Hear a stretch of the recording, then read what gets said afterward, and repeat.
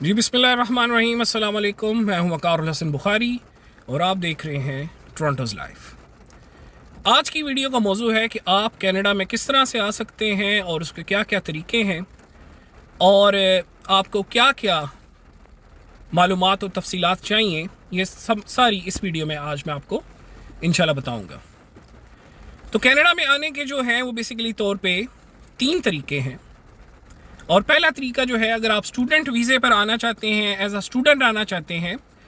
तो उसका क्या तरीका है वो मैं आपको बताऊंगा। और उसके बाद मैं आपको ये बताऊंगा कि एक कैटेगरी होती है जिसे हम कहते हैं स्किल कैटेगरी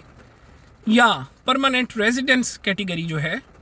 उसके बाद वो आती है। तो सबसे पहले बात कर लेते हैं कि अगर आप स्टूडेंट वीज़े पर आना चाहते हैं तो आपको क्या करना चाहिए या आपको किस तरह से यहाँ पर आना चाहिए, या किन कॉलेजेस में या किन यूनिवर्सिटीज़ में जो है वो आप यहाँ पर आके दाखिला ले सकते हैं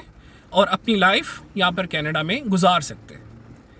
तो सबसे पहले बात करते हैं स्टूडेंट वीज़े की।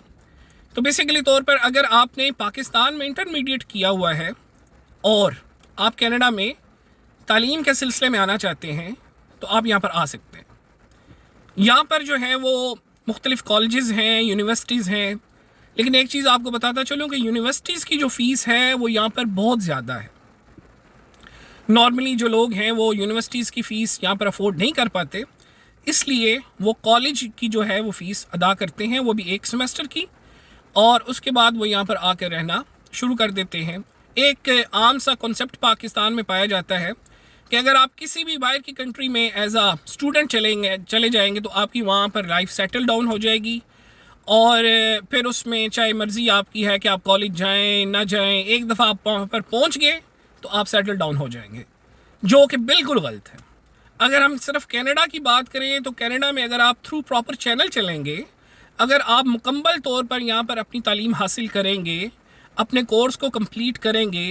तभी आप फर्दर स्टेप्स पर जा सकते हैं। अदरवाइज़ आप जो है वो यहाँ पर नहीं रह सकते, ये लोग आपको डिपोर्ट कर देंगे। तो उसमें होता क्या है, उसमें होता ये है कि जब आप यहाँ पर किसी भी कॉलेज में या किसी यूनिवर्सिटी में दाखिला लेते हैं तो आपको यहाँ पर आकर अपना कोर्स मुकम्मल करना पड़ेगा, चाहे वो 1 साल का है, चाहे वो 2 साल का है,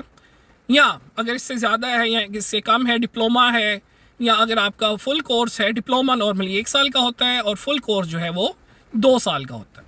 तो अगर आप ये चाहते हैं कि आप यहाँ पर आके सेटल डाउन हो और थ्रू प्रॉपर चैनल चलें, तो फिर आपको यहाँ पर आके अपना डिप्लोमा या डिग्री कंप्लीट करनी पड़ेगी। अब जो लोग डिप्लोमा करते हैं उसमें डिप्लोमा 1 साल का होता है, और उसके बाद ये है कि आपको हो सकता है कि पीआर की अपॉर्चुनिटी ना मिले, परमानेंट रेजिडेंस की अपॉर्चुनिटी आपको ना मिले, या आपको वर्क परमिट ना मिले। तो उसमें यह है कि लोग जो है वो 1 साल का और कोर्स जो है वो एक्वायर कर लेते हैं। तो अब होता ये है कि जैसे ही आपका 1 साल या 2 साल का कोर्स कंप्लीट होता है तो उसके बाद आपको 2 साल का, यहाँ पर 2 या 3 साल का जो है वो आपको वर्क परमिट मिल जाता है। अब वर्क परमिट की कहानी ये है कि अगर आप वर्क परमिट किसी अच्छी पोस्ट पे अपनी एजुकेशन कंप्लीट करने के बाद किसी अच्छी पोस्ट पे किसी अच्छी कंपनी में अपना वर्क परमिट जो है वो उसको गुजारते हैं, वो अपना जितना भी वो टेन्योर है, चाहे 2 साल का है या चाहे 3 साल का है, वो आप कंप्लीट करते हैं, तो उसके बाद जो है वो आपको पीआर दिया जाता है। और ये आपकी पिछली पूरी कारकर्दगी को देखते हैं कि आप जो है वो यहाँ पर एज ए जेन्युइन स्टूडेंट आए थे, आपने अपनी डिग्री कंप्लीट की, आपको 3 साल का वर्क परमिट या 2 साल का वर्क परमिट मिला, आपने किसी अच्छी कंपनी में किसी अच्छी पोस्ट पर जो है वो अपना वर्क परमिट जो है उसको गुजारा, वो टेन्योर अच्छी तरह से गुजारा, आप टैक्स कटवाते रहे, तमाम जो लीगल चीज़ें होती हैं वो आपने पूरी की, तो उसके बाद जो है वो आपको अगला स्टेप आएगा आपके पीआर का। नॉर्मली जो है वो वर्क परमिट 2 साल या 3 साल का होता है, तो उसके बाद आप जो है वो एलिजिबल हो जाते हैं पीआर के लिए। जब आपका पीआर हो जाएगा तो इट मीन्स कि आप अब यहाँ पर परमानेंट रेजिडेंस हैं, आपने यहाँ पर मुस्तकिल सकूनत इख्तियार कर ली है। अब ये आप पर डिपेंड करता है कि आप सिर्फ पीआर ही अपने पास रखना चाहते हैं, या आप नेक्स्ट स्टेप जो है वो सिटीज़न का होता है, सिटीज़नशिप का, आप यहाँ पर एज अ सिटीज़न रहना चाहते हैं, एज अ पीआर रहना चाहते हैं। बहुत सारे लोग जो है इंडिया से ताल्लुक़ रखते हैं, हिंदुस्तान से ताल्लुक़ रखते हैं, वो बहुत सारे लोग ऐसे मैंने यहाँ पे देखे हैं कि जिनके पास स्टिल पीआर है और उन्हें यहाँ पे रहते हुए 20-20 साल हो चुके हैं। क्योंकि वो लोग जो है वो अपनी इंडियन नेशनैलिटी जो है वो उसको सरेंडर नहीं करना चाहते। इस वजह से जो है वो सिर्फ और सिर्फ वो अपना पीआर जो है उसे हर 5 साल बाद रिन्यू करवाते रहते हैं और जो है वो यहाँ पर वो रहते रहते हैं। लेकिन अगर आप जो है वो ये चाहते हैं कि आपको यहाँ पर राइट ऑफ वोट मिले, ठीक है, या अगर आप ये चाहते हैं कि एक बहुत मजबूत पासपोर्ट यानी कि कैनेडियन पासपोर्ट आपके पास आ जाए, जिसमें विच आई बिलीव कि आप तकरीबन 172 मुल्कों का सफ़र बग़ैर वीज़े के कर सकते हैं, ठीक है। वीज़ा ऑन अराइवल भी उसमें ऐसा ज़रूरत नहीं होती, यानी कि वीज़े के बगैर आप किसी भी कंट्री में जा सकते हैं कैनेडियन पासपोर्ट पर। अगर आप उस तरह की जो फैसिलिटीज़ हैं उनको हासिल करना चाहते हैं तो उसके लिए आपको नेशनैलिटी यहाँ पर लेना पड़ेगी। फॉर्चुनेटली पाकिस्तान जो है वो अपने सिटीजन्स को जो है वो डुअल नेशनैलिटी की जो एक सहूलत है वो फराम करता है कि आप एज अ सेम टाइम आप किसी और मुल्क की भी नेशनैलिटी हासिल कर सकते हैं और आपकी पाकिस्तान की नेशनैलिटी भी बरकरार रहेगी। तो मोस्टली जो पाकिस्तानी यहाँ पर रहते हैं, जो यहाँ पर यानी कि हमेशा के लिए रहना चाहते हैं या मुस्तकिल रहना चाहते हैं, तो वो डेफिनेटली पीआर के साथ साथ